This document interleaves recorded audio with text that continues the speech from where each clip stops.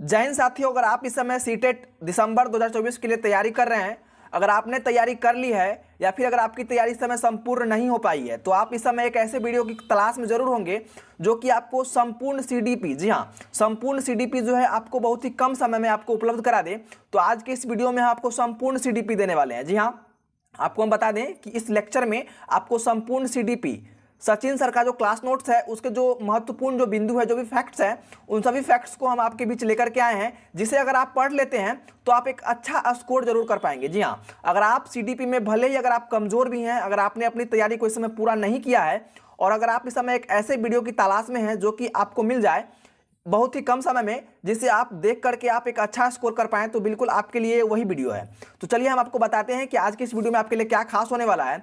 तो आपको हम बता दें कि सचिन सर ने जितना कुछ भी पढ़ाया है अपने चैनल पे, अपने जो प्लेटफॉर्म है, जो भी है उनका जो एप्लीकेशन का प्लेटफॉर्म हो गया है, चैनल का जो प्लेटफॉर्म है यूट्यूब पे, उनका जो भी इंपॉर्टेंट जो फैक्ट्स है, मैंने इस वीडियो में शुरू से लेकर उनके अंत तक के जितने भी सारे फैक्ट्स हैं, उन सभी फैक्ट्स को इस वीडियो में इंक्लूड किया है, जो कि आपके पॉइंट ऑफ एग्जामिनेशन के व्यू से जो है काफ़ी इंपॉर्टेंट है। जी हाँ, आपके जो है परीक्षा के केंद्र से जो है काफ़ी इंपॉर्टेंट है। अगर आप इन सभी चीज़ों को पढ़ लेते हैं, जैसे कि आपको हम बता दें कि जितने भी मनोवैज्ञानिक हैं उन्होंने जो जो फैक्ट्स बताए हैं, उन सभी फैक्ट्स को इसमें इंक्लूड किया गया है।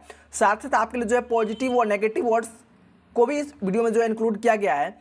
अगर आप पॉजिटिव और नेगेटिव वर्ड्स को अगर आप जो है आप उसको क्लासिफिकेशन करना आप जान जाएंगे, अगर आप देखते ही समझ पाएंगे कि ये वर्ड पॉजिटिव है, नेगेटिव है, तो आप उस ऑप्शन को आप पहले ही काट देंगे और आप सही आंसर देंगे। तो दोस्तों आपको बता दें, ये वीडियो जो है आपके लिए अंतिम समय में जो है रामबाण साबित होने वाला है। आप लोग देख सकते हैं कि संपूर्ण जो भी है आपके लिए मैंने संपूर्ण जो पीडीएफ बनाया है, और इस पीडीएफ में आपको मैं जितना भी सचिन सर का जो भी नोट्स है, उन सभी नोट्स को जो है बिल्कुल ही कम समय में, कम चीज़ों में जो है इसे लिखा गया है। आप इसे अगर आप इसे एक बार पढ़ लेते हैं तो आपके लिए जो काफ़ी हेल्पफुल जो है ये होगा। अगर आप इस वीडियो को देखते हैं, अगर आपको इस वीडियो देखने से अगर आपको लगता होगा कि आपकी तैयारी को थोड़ा सा भी अगर इससे बूस्ट मिला हो, तो आप इस चैनल को सब्सक्राइब जरूर कर लीजिएगा। साथ ही साथ वीडियो को लाइक करके अपने फ्रेंड्स के साथ भी। तो चलिए फ्रेंड्स, आज की इस वीडियो को हम जो है शानदार तरीके से शुरुआत करते हैं। तो सबसे पहला जो हमने मनोवैज्ञानिक लिया है, उसे लिया है जीन पियाजे को। जी हाँ, अगर आप सीडीपी पढ़े होंगे तो आपको इतना तो पता चल ही गया होगा कि जीन पियाजे जो कि चाइल्ड डेवलपमेंट में जो है इनका काफ़ी ज़्यादा इंपॉर्टेंट रोल जो है इन्हें माना जाता है। आप किसी भी सब्जेक्ट में पढ़े होंगे, जैसे कि आप मान के चले कि हिंदी पढ़ रहे होंगे, इंग्लिश पढ़ रहे होंगे, मैथ्स पढ़ रहे होंगे, सभी सब्जेक्ट्स में जो है आपको जीन पियाजे का जो रोल है वो आपको बिल्कुल ही देखने को मिल जा रहा होगा। फ्रेंड्स, जो जीन पियाजे से जुड़ा जो सबसे पहला जो आपको जो यहाँ पे वर्ड लिया गया है, वो लिया गया है आत्मसातीकरण। जी हाँ, आप लोग देख सकते हैं कि यहाँ पे जो पहला वर्ड है वो है आत्मसातीकरण। अब हम समझेंगे कि आत्मसातीकरण क्या होता है। तो इसे हम लोग इंग्लिश में बोलते हैं एसिमिलेशन, ठीक है ना, एसिमिलेशन, जिसका मतलब होता है कि आपके पास जो भी पहले से जो ज्ञान होगा, जी हाँ, और जब आप उस पहले से जो भी ज्ञान है उसमें आप अगर कोई नए ज्ञान को जोड़ते हैं तो उसे बोला जाता है आत्मसातीकरण।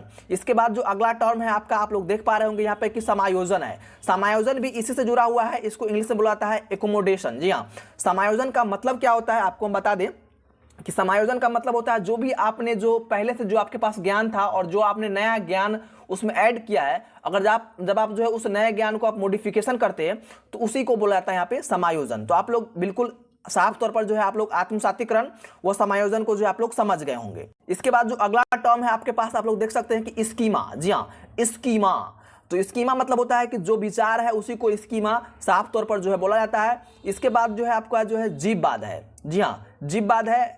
इन्होंने जीववाद के लिए जो एक तर्क दिया था कि जो बच्चे होते हैं वो एक इम्पोर्टेंट स्टेज में आने के बाद ही जो है वो जीवों में जो है, जैसे कि सजीव हो गए, निर्जीव हो गए, तो उसका अंतर जो है जब वो बिल्कुल जो उनका जो स्टेज आता है तभी वो इस चीज़ों में जो है डिफरेंस कर पाते हैं, अन्यथा वो नहीं कर पाते हैं। जीन पियाजे ने जो है बच्चों को जो है बिल्कुल ही नन्हा वैज्ञानिक बोला था।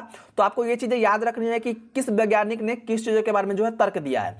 इन्होंने बोला था कि जो बच्चे जो हैं वो सक्रिय होकर के ही जो है जिज्ञासु प्रवृत्ति के होंगे, तभी वो कुछ चीज़ सीख पाएंगे। इन्होंने ये भी बोला था कि जो जीन पियाजे हैं कि वातावरण के साथ खोजबीन के तरीके से जो है बच्चे अच्छी तरीके से जो है सीख पाते हैं, जिनसे जो इनका जो क्या हो पाता है, संज्ञानात्मक विकास हो पाता है। तो जीन पियाजे ने जो यहाँ पे लैंग्वेज को थोड़ा सा भी मान्यता नहीं दिया था। सबसे पहले इन्होंने चिंतन पर जो है, थॉट्स पर इन्होंने ज़्यादा फोकस किया था कि थॉट्स होंगे तभी वो आगे जाकर के भाषा को सीख पाएगा। तो इस तरीके से आप लोगों ने जीन पियाजे को जो बिल्कुल आसानी से कम शब्दों में आप लोगों ने समझ लिया होगा। अब हम अगला मनोवैज्ञानिक है जो कि आप लोग के बीच में जो है लेव वाइगोत्स्की। तो लेव वाइगोत्स्की के बारे में आपको हम बता देते हैं, छोटा सा आपको हम इसके बारे में भी क्लासिफिकेशन बता देते हैं। देखिए सबसे पहले जो है लेव वाइगोत्स्की ने जो दिया था उसके लिए आपको एक शॉर्ट वर्ड्स आपको बता देते हैं SCL, इस तरीके से आपको लिख लेना है। इससे हो जाएगा सोशल हो जाएगा, कल्चरल हो जाएगा और उसके बाद हो जाएगा आपका लैंग्वेज। तो सोशल, कल्चरल और लैंग्वेज, ये 3 चीज़ आपको याद रखना है जो कि लेव वाइगोत्स्की के द्वारा दिया गया था। जीन पियाजे ने भाषा को उतना इंपॉर्टेंट नहीं माना था, लेकिन लेव वाइगोत्स्की जो है भाषा को ही सब कुछ मानते हैं। इनका क्या कहना यह था कि जो बच्चे जो होते हैं अपने सामाजिक परिप्रेक्ष्य से इंटरेक्ट होकर के अच्छी तरीकों से जो है सीखते हैं, मतलब कि समाज में अन्योन्य क्रिया करके जो है अच्छी तरीकों से आप उन चीज़ों को सीख पाते हैं। इन्होंने जो है परस्पर शिक्षण, व्यक्तिगत वार्ता, 3 प्रकार का जो इन्होंने वार्ता बताया था। सोशल जो है और एक इन्होंने बताया था प्राइवेट और एक बताया था इनर। प्राइवेट, सोशल, इनर, इन 3 चीज़ों को जो है आपको याद रखना है। 3 तरह का जो इन्होंने भाषा बताया था, जो बच्चे जो है बोलते हैं उसी तरीके से इन्होंने 3 चीज़ों में इनको क्लासिफिकेशन किया था।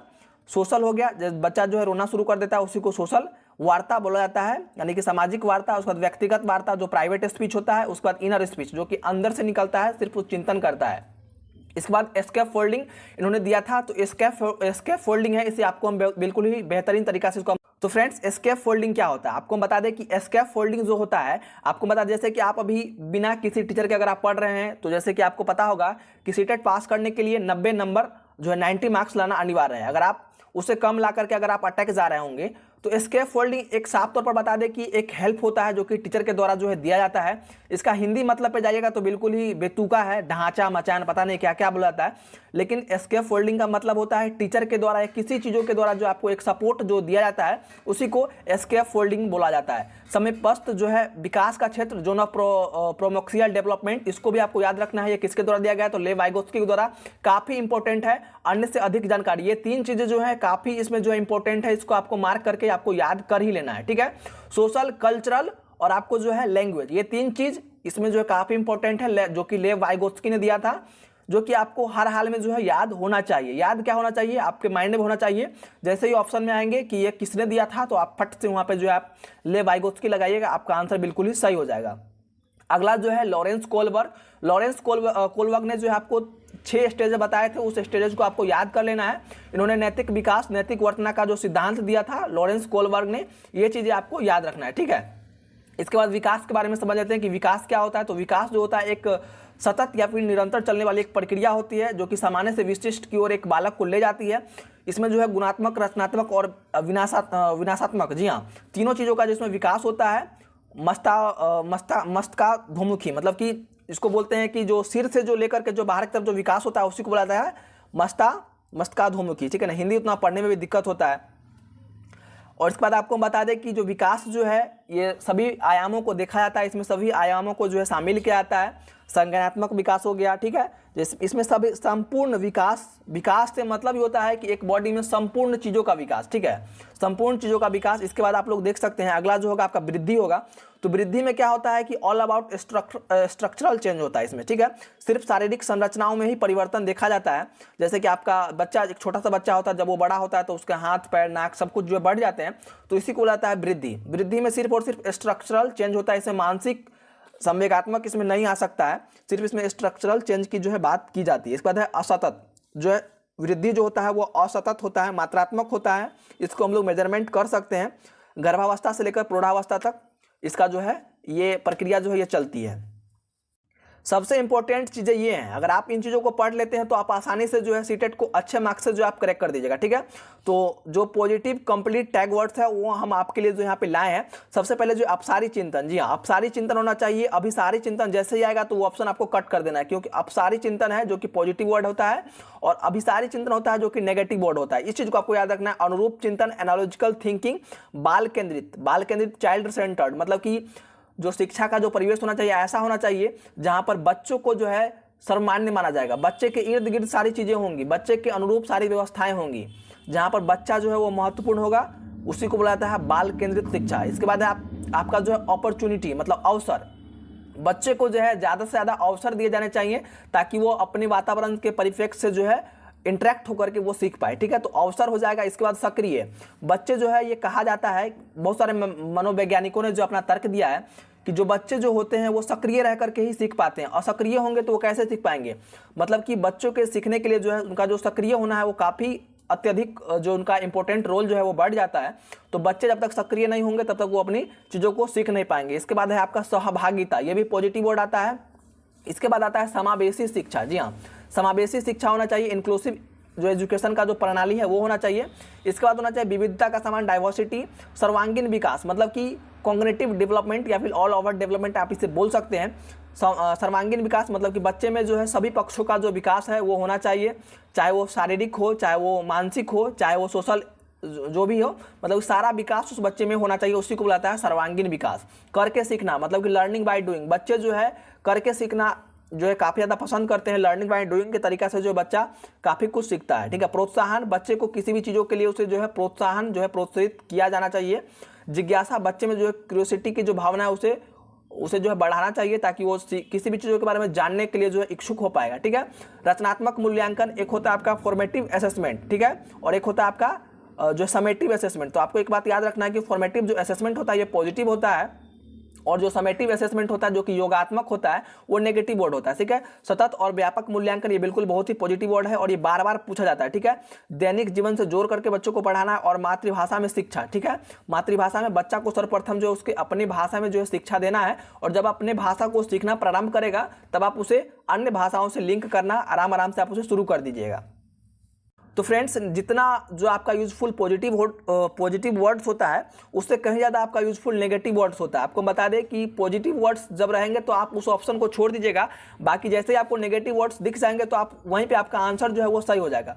तो पॉजिटिव वर्ड्स से ज़्यादा हेल्पफुल जो है यहाँ पर नेगेटिव वर्ड्स होता है, जिसे आप देखते ही ऑप्शन को आप कट कर देते हैं। ठीक है, तो सबसे पहले क्या है कि पुस्तक यानी कि शिक्षक केंद्रित, जो कि कहीं पर भी ये सुटेबल नहीं है कि बच्चे जो है वो शिक्षक केंद्रित, मतलब जहाँ पर जो है शिक्षक सर्वमान्य होगा, तो ये जो है नई पठाचार्य के अनुरूप जो है ये विरोध में है ये, क्योंकि अब माना जाता है कि जो बाल केंद्रित शिक्षा प्रणाली जो है वो चलाई जाएगी। ठीक है, लैंगिक असमानता, कहीं पर भी आपको जो है जेंडर वाइज नहीं करना है, आपको ना सीटिंग जो है बैठक व्यवस्था में कहीं पर भी जो है जेंडर वाइज आपको करना ही नहीं है। तो ये जो भी है ये भेदभाव करना ही नहीं, लिंग के आधार पर कोई भेदभाव नहीं करना। ठीक है, जहां पर भी आपको केवल मात्र सिर्फ दिख जाए ये समझ जाइएगा कि वो ऑप्शन जो है आपका गलत है।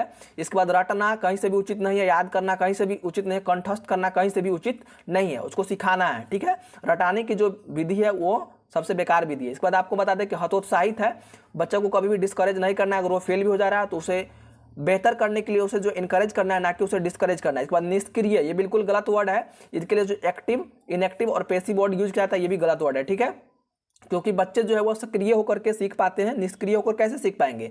वैज्ञानिक शब्दावली को रटाना ये भी एक जो है गलत तरीका है। व्याकरण से तो बच्चों को पढ़ाना ही नहीं है, उसी के चैप्टर के साथ जो है कुछ थोड़ा बहुत उसको व्याकरण का ज्ञान देना है, ना कि उसे रटाना है। लिमिटेड भी नहीं रखना है। योगात्मक को मैंने आपको पहले ही बता दिया था कि योगात्मक होता है समेटिव असेसमेंट, ये बिल्कुल गलत वर्ड है। अभिसारी चिंतन गलत है, अपसारी चिंतन होगा वो सही होगा। माननीकृत शब्दावली ये भी गलत है। एक वर्ड आपको हम बता देते हैं कि जो होता है सहानुभूति और समानुभूति। जी हाँ, सहानुभूति होता है और एक समानुभूति है। तो उस बच्चों को कभी भी सहानुभूति नहीं देनी है, ये बार बार पूछा जाता है। बच्चे को कभी भी जो है सहानुभूति नहीं देनी है। जैसे कि आप मान चले कि विशेष आवश्यकता वाले बच्चे हैं, जैसे कि किसी भी चीज़ से जो है वो, जैसे कि अंधा हो गया, गूंगा हो गया, तो उसे आप कभी भी सहानुभूति नहीं देंगे, अरे अरे ये अंधा है इसे बैठने के लिए आगे दे दो जगह, कभी भी नहीं। उसे सामान लेकर के चलना है ताकि उसे ये कभी भी फील ना हो पाए कि मैं अंधा हूं। ठीक है, तो सहानुभूति जो है ये नेगेटिव वर्ड है। समानुभूति की भावना शिक्षक की होनी चाहिए हर एक बच्चों के प्रति। तो ये चीजें आपको जानना काफी जरूरी है।